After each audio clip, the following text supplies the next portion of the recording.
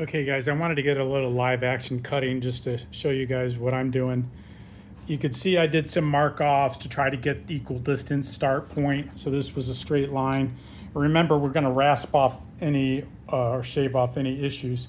But I drew my lines with the straight edge I mentioned. There's my pen. Tried to equalize them on each side. And what we're doing is we're kind of cutting a little section, an inch on one side, then an inch on the other.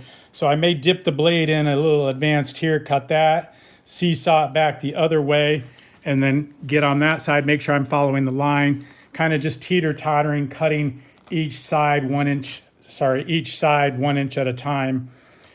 Saw into here, then come back and follow that line over there.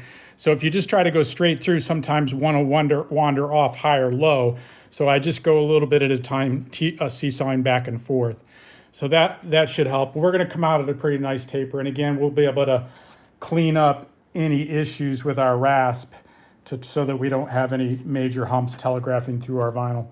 All right, just wanted to show you kind of live cutting. I'll talk to you in a minute. And remember, you got to hold this down because it's not attached to the seat pan. So I did try taping it. So basically firm pressure to keep the foam in a line, not so firm that you can't get your blade to move, but you understand.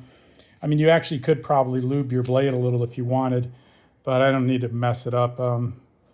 So it cuts fine. All right, hope that helps. Talk to you guys in a bit. This is like mini part 4.5. Talk to you later.